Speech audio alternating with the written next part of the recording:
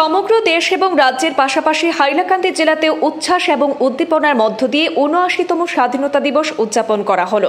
হাইলাকান্দি জেলা প্রশাসনের উদ্যোগে স্বাধীনতা দিবসের কেন্দ্রীয় অনুষ্ঠানে নেতাজি সুভাষচন্দ্র বসু স্টেডিয়ামে জাতীয় পতাকা উত্তোলন করেন জেলা আয়ুক্ত অভিষেক জৈন।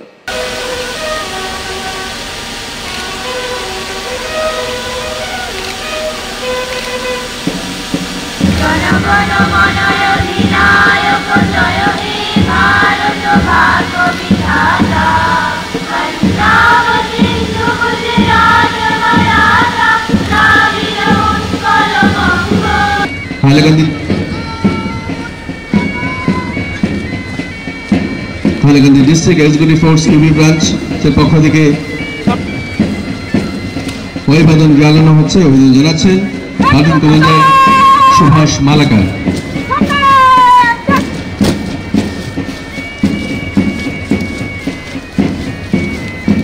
আজ ৭৯তম স্বাধীনতা দিবসে হাইলাকান্দি জেলা প্রশাসনের কেন্দ্রীয় অনুষ্ঠানে জেলা আয়ুক্ত অভিষেক জৈন জাতীয় পতাকা উত্তোলন করে সামরিক, অসামরিক বাহিনী, গৃহরক্ষী বাহিনী, এনসিসি, স্কাউট অ্যান্ড গাইড এবং স্কুলের ছাত্রছাত্রীদের কুচকাওয়াজ পরিদর্শন করে তাদের অভিবাদন গ্রহণ করেন। স্থানীয় নেতাজি সুভাষচন্দ্র বসু স্টেডিয়ামে অনুষ্ঠিত প্যারেডে এবছর ২০টি দল অংশগ্রহণ করে।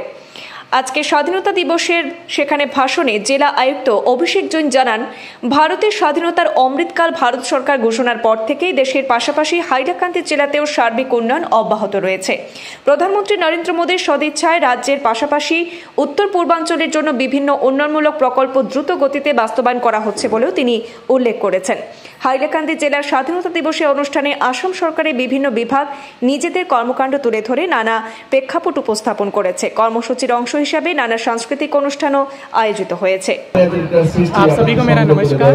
मैं आप सभी को, हैलाकांडी वासियों को, असम वासियों को, देशवासियों को 79th इंडिपेंडेंस डे की हार्दिक शुभकामनाएं देता हूं।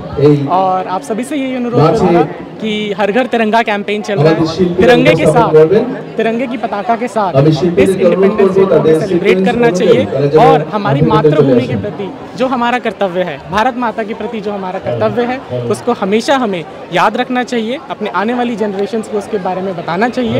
शहीदों के बलिदान को कभी भी हमें भूलना नहीं चाहिए। इसी बात के साथ आप सभी को, सब मीडिया वासी को भी मेरा happy independence day. Thank you.